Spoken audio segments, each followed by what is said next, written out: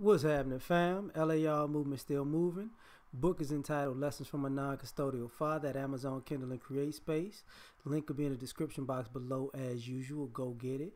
PayPal link there also. They asked me to put it up, so I put it up. Thanks everybody for supporting. But this video though is videos entitled This Week in Domestic Abuse. Two black men are dealing with the problems from domestic abuse. Bow Wow is one, and the other one is DeAndre Francois. If anybody who saw the pictures of Bow Wow, looked like he done got his face scratched up by his girlfriend. See, domestic abuse is unacceptable if a man's doing it to a woman, but it's not a problem if a woman's doing it to a man. You know, you think she's gonna, you gotta think about this. You think her being arrested for domestic abuse or the felony you're supposed to get for it, is that going to make a woman unhireable? Probably not. You know, if a man gets arrested for domestic abuse, that's a felony and he's probably not going to get hired. He's probably going to get fired and he's going to have a hard time finding a job. Shoes on the other foot, not a big deal.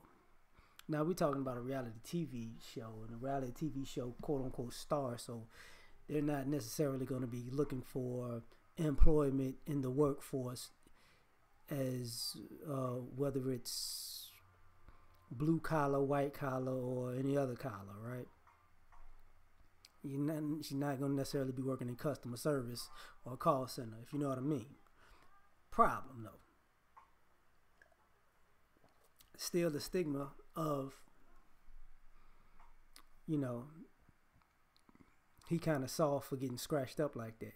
Now, he's getting arrested when he looks like he was the one on the end of the abuse. You know, think about that. He's got to have a mugshot for her attacking him. That's not self-defense. That's the problem. He shouldn't even have a mugshot to begin with. Because if you come to a scene and this person looks like they're attacked and that person looks like they're the aggressor, usually the aggressor goes to jail and the victim goes home or goes to the hospital. But doesn't work like that. So, and I'm gonna spread this out to the Francois situation. Young Florida State quarterback just got dismissed from the football team because his ex-girlfriend said that he was abusing her. And then once he got kicked off the team, then she goes on, I think, Instagram or Twitter and lets them know that she lied. He never put his hands on her. And he only verbally abused her, so basically cussed her out. And what she did was, the recording she used was her recording him cussing her out, I guess, to a degree. And she was throwing dishes and breaking stuff on purpose to make it sound like she was getting assaulted or they were getting into a fight when it was her. And then she put it out through social media, that recording, because she wanted his attention. And she felt like that could get his attention. And she took it down and it went viral. And then it got him kicked off the team. And now she like, oh, my bad. I just wanted you to like me or talk to me. And I did all of this and I was being mean and vindictive and spiteful. But I didn't mean for you to get kicked off the team and for your future as a professional athlete to be in jeopardy. It's not that serious, really. So you mean to tell me you came up with this elaborate plan to throw him under the bus, but you didn't mean to do it, right? Now I gotta give her props for admitting she did that, because normally this stuff comes out years later, or you need video evidence, or one of the friends snitch on a person after all the damage is done, but I think he's already dismissed, so he has to transfer. But he literally got kicked off the team Sunday, and she did this either Monday or I think Monday or Tuesday, Monday or today, yesterday or today. She came out and said this. So I guess the guilt was wearing on her. She's a young girl, whatever. But here's the problem. You know, we talk about the current society, and even with the Me Too thing. Me Too is not talking about these false allegations. If I'm not mistaken, there was a lady, I'm not sure if she was affiliated with Me Too or not, who said, you know, she doesn't care if guys go down for false allegations. It you know, people just need to pay. I'm not sure if she's affiliated with Me Too, but she was talking about Me Too. This was last year. So, same thing that happened with, we talked about Reuben Foster being stupid because his girlfriend did the same thing to him. And she got on the stand, and it wound up going all the way to court, and she got on the stand and had to tell the court that she lied. And he got back with her, that was why we said he was stupid. And the same thing happened again. And then she went on like Good Morning America or something like that, and it wanted to paint him as an abuser after she got on the stand and said that she lied, and the team took him back, and then she did it again, and then they cut him, and he wound up getting picked up by the Redskins. So while he's in Washington, she's on TV. And this is the problem. And this is nothing new, you know, allegations and people being found out lying on people. The problem is, in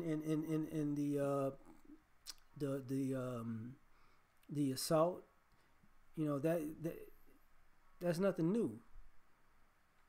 What's weird is in this era of being so vigilant when it comes to abuse,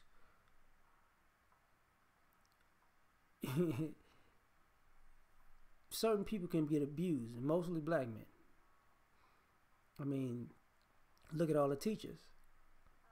I mean, that was going on last year. I'm sure I haven't heard the stories this year like I've heard last year of teachers sleeping with students, but I'm pretty sure it's going on in a rapid rate, and people still getting caught a lot. And last year was normally black boys that these female teachers were sleeping with and got caught with. But not a big deal. You know, that's not abuse of power per se, right? So here's the issue. What's good for the goose is not good for the gander. And we can definitely see that as it plays out. Because to a degree, they make Bow Wow look like a sucker. But isn't that completely the opposite response of Chris Brown and Rihanna? Just saying. And by the look of Bow Wow's face, I mean, he probably would have been well in his right to clock that girl. Same thing with Francois. He got kicked off of the team off of an allegation and also a staged fight. And I forget what movie that was, where they had the young girl who was a college student, and she was recording the conversation with the professor, and then she made it look like he was doing something to her. And when he was like, what are you doing? And basically, when the conversation finished, she played him the recording because she was recording it as it was going. And he was like, oh, okay. You just set me up. You know, had a Marion Barry moment. That bitch set me up. So that's illegal. You know, there's really no ramification for that. And the problem I'm having with all this is there are no consequences. There are no ramifications. This doesn't affect the lives of the people doing this. That girl is still going to be in school next semester. And the year after that. She's probably going to graduate from that school. even though she did this. And I had the same issue back in the day when I talked about the Ivy League students who were raping the Ivy League girls, and the school was just letting those guys just stay on campus when it was proven that they actually raped them because they didn't want to mess up their future. But these were white guys that was raping people, so it was okay, right? You know. So now he's a black man who are getting abused by the system, and it's okay. So once again, par for the course. This is the hypocrisy of domestic violence. We out. Peace.